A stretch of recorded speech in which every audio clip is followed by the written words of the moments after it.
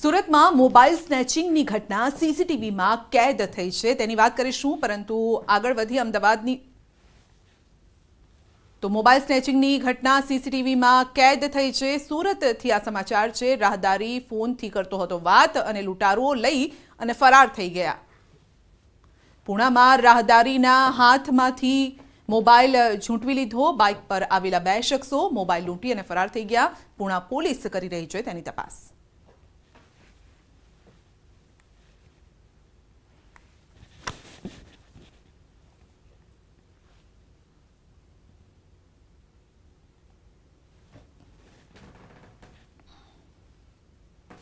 સુરતના અંજની ઇન્ડસ્ટ્રીમાં triple murder મામલો સામે આવ્યો છે। ટ્રિપલ મર્ડરની ઘટના બાદ ફોગવા પોલીસ એક્શન મોડમાં છે અને ઘટનાના પગલે આગામી 30મી તારીખે ફોગવા દ્વારા 3 વેપારીની હત્યાના પગલે પ્રાર્થના સભા અને ચિંતન શિબિરનું આયોજન કરવામાં આવ્યું।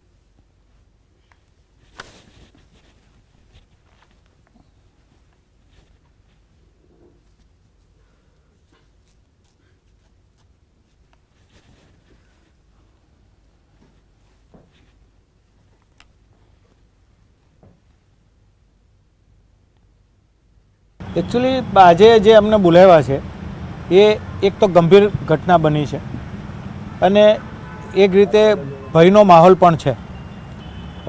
ઉદ્યોગકારોમાં પણ ભયનો માહોલ છે અને ગઈકાલે અમારી મિટિંગ તમામ એસોસિએશનો સુરતના એક મિટિંગ કરી અને મિટિંગમાં સર્વાનુમતે નક્કી કર્યું છે કે 30 તારીખના રોજ અમે લોકો એક પ્રાર્થના સભા કરવા જઈ રહ્યા છીએ। કોઈ શેઠને એક સાથે 3 શેઠિયાઓને મારી નાખે એવી ઘટના ભાગ્યે જ બનતી હોય, તો આ અંગે અમે ગઈકાલે અમારે ફોગવાની ઓફિસે અમે અમારા ઇન્ડસ્ટ્રીના પ્રતિનિધિઓની મિટિંગ બોલાવી હતી અને એમાં આ બધી ઘટના અંગે ચર્ચા વિચારણા કરી હતી અને બધા ઇન્ડસ્ટ્રીના પ્રતિનિધિઓનો અભિપ્રાય લીધો હતો।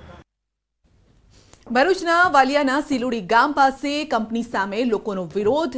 જીપીસીબીની લોકસુનાવણીમાં આસપાસના ગામ લોકોએ વિરોધ નોંધાવ્યો હતો। પ્લાન્ટ સામે સ્થાનિકોએ સૂત્રોચ્ચાર અને બેનર સાથે દેખાવ કર્યા, જેના પગલે પોલીસ બંદોબસ્ત પણ ગોઠવવામાં આવ્યો।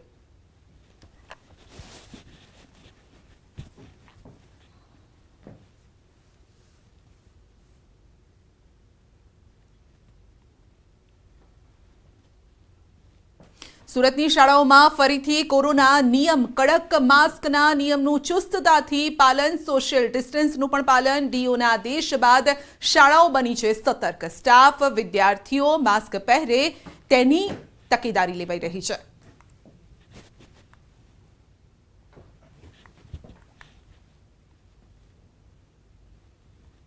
અમદાવાદમાં પણ જિલ્લા શિક્ષણ અધિકારીએ તમામ શાળાઓને કોરોના સંબંધિત ગાઈડલાઈનનો કડકપણે અમલ કરવા માટે આદેશ કર્યો છે અને સાથે જ વાલીઓને પણ અપીલ કરી છે કે બીમાર જણાય તો બાળકને શાળાએ મોકલવું નહીં। શાળા કક્ષાએ ભીડ એકઠી થાય એ પ્રકારના મોટા કાર્યક્રમો ન યોજવા આ અંગે સૂચના અપાઈ છે અને સાથે જ માસ્ક, સેનિટાઈઝર તથા સોશિયલ ડિસ્ટન્સનું પણ પાલન કરવા માટે આદેશ અપાયો છે।